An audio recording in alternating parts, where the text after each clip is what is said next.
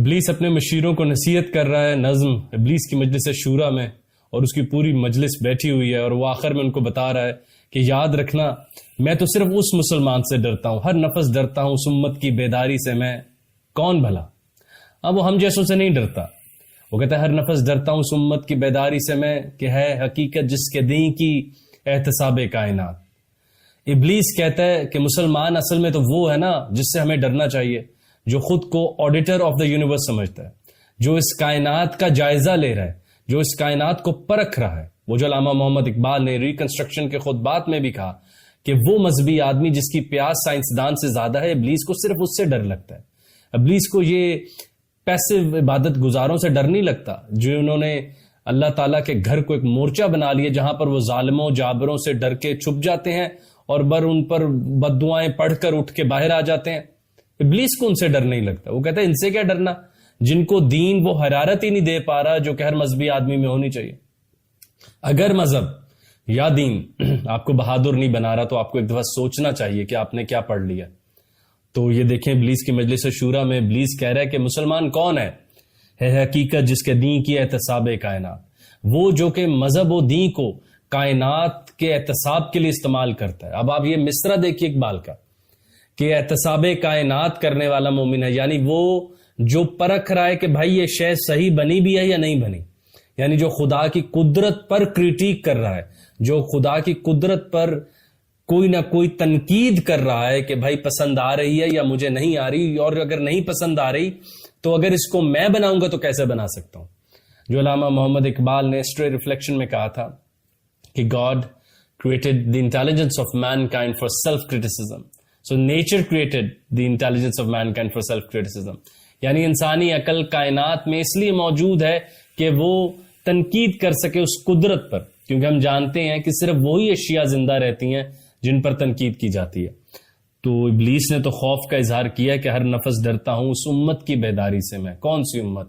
وہ جو کائنات میں آڈیٹرز کی طرح ایکٹیولی اویلیبل ہے، جو ہر چیز کو ہاتھ لگا کر دیکھ رہے ہیں. جیسے ایک آڈیٹر آتا ہے اور آڈٹ کے لیے واؤچرز اور فائلز طلب کرتا ہے، وہ اس ادارے کی ہر شے کو ہاتھ لگا کے دیکھتا ہے کہ کہیں کچھ غلط تو نہیں ہو رہا، کہیں کچھ کرپشن تو نہیں ہو رہی، کہیں کوئی آدمی نوکری سے بھاگ تو نہیں رہا. تو اس نے کہا مجھے انہی مسلمانوں سے، انہی مومنوں سے، انہی اللہ والوں سے، انہی صوفیاء سے ڈر لگتا ہے جو کہ انتہائی ایکٹیولی اللہ تعالیٰ کی کائنات کو پرکھ رہے ہیں، اس کا جائزہ لے رہے ہیں، اس کو سائیڈوں سے ٹٹول کے دیکھ رہے ہیں کہ بھائی یہ صحیح بنی ہے یا نہیں. اگر صحیح نہیں بنی تو ہم بنا کے دکھاتے ہیں. اگر رات میں اندھیرا ہے اور انسان کو پسند نہیں آیا تو اس نے بجلی سے بلب جلا لی. اگر انسان کو آپس کے فاصلے اور مسافتیں اچھی نہیں لگیں تو انسان نے گاڑیاں ایجاد کر لی. اگر انسان کو ایک دوسرے کی جدائی اور فراق پسند نہیں آیا تو انسان نے ٹیلی فون ایجاد کر لیا. یہ ہے اصل انسان بننے کا کم از کم تقاضا، یہ ہے اصل مومن بننے کا تقاضا، یہ ہے اصل مسلمان بننے کا تقاضا کہ آپ کائنات میں ہر لمحے ایکٹیولی اویلیبل ہوں اور ہر لمحے اٹھیں کہ اٹھ کے خورشید کا سامان سفر تازہ کریں. یہ کائنات آپ کی موجودگی کی وجہ سے موجود ہونا بہتر سمجھے، یعنی کہ اگر اس کائنات میں سے ہیومن ایجنسی کو نکال دیا جائے تو یہ ویسے ہی اگلے لمحے ڈھہ جائے. تو کیا آج ہم مسلمان وہ کام کر رہے ہیں؟ اس وقت کی کسی ایجادات، کسی نوبل لسٹ، کسی بھی ڈسکوریز، کسی بھی انوینشنز کی لسٹ میں ہمارا کوئی لینا دینا ہی نہیں، کیونکہ ہم یہ سمجھتے ہیں کہ بھائی ہم تو فقط ایک مخصوص کاموں کے لیے بھیجے گئے ہیں، اور جب بھی ہمیں کوئی گلٹ آتا ہے تو ہم نفل پڑھ کے اپنی گلٹ کو کم کر لیتے ہیں. بری ذمہ ہو گئے، مجھے گناہ کی فیلنگ آئی یا مجھے لگا میں نے کچھ نہیں کیا اللہ کے لیے، میں نے توبہ کر لی. میں نے یہ نہیں کیا کہ میں اللہ کے لیے کچھ تخلیق کرتا، میں اللہ کے رسول صلی اللہ علیہ وآلہ وسلم کی محبت میں کوئی ایجاد کر کے دکھاتا جس سے پوری کائنات کو فائدہ ہوتا. اس وقت بھی جو آپ ویڈیو دیکھ رہے ہیں وہ جہاں سے کیمرے چیزیں بنی، جس طرح سے اس وقت سوشل میڈیا کو ایجاد کیا گیا، جس طرح سے دعوت تبلیغ تدریس کرنا آسان ہو گیا، میں اس دور کی تو بھائی نیکی تو نیکی، بدی میں بھی ہم شامل ہیں. مطلب کہ وہ چیزوں کی سمجھ اور نہ سمجھ سے دور ہم کھڑے ہیں کہ بس دیکھے چلے جا رہے ہیں، کائنات بنتی چلی جا رہی ہے، ہم دیکھے چلے جا رہے ہیں. وہ مارس پر جا رہے ہیں، ہم دیکھے چلے جا رہے ہیں. وہ پلوٹو سے اگلے سیاروں کو دیکھ رہے ہیں، ہم دیکھے چلے جا رہے ہیں. اور ہم بالکل، وہ ہوتا ہے نا کہ کمپٹیشن میں وہ ایک انسان کو غیرت محسوس ہوتی ہے کہ یار انہوں نے اتنا زیادہ جیت لیا، تو وہ بھی محسوس نہیں ہو رہا. تو ابلیس کے مجلس شورا میں اس نے بڑا کلیئرلی ڈیفائن کیا کہ ہمیں نہیں ڈر لگتا ان عبادت گزاروں سے، وہ جو بھاگ کر گئے اور بزدلوں کی طرح وہاں بیٹھ کے بددعائیں کر کے واپس آ گئے، اور دین ان کو یہ طاقت ہی مہیا نہیں کر رہا کہ وہ اس کائنات کو نعمانی دے سکیں. اس کائنات اس کائنات کا جو ٹیڑھا پن ہے، وہ جو علامہ نے بھی کہا کجرو ہے، اس کو دور کر سکیں. یا یہ کائنات جو کہ کانٹریکٹ ہو رہی ہے، واپس ایک کیا ہم کہیں ڈیزاسٹر کی طرف جا رہی، انٹروپی خسارے کی طرف جا رہی، اس کو روک لیں.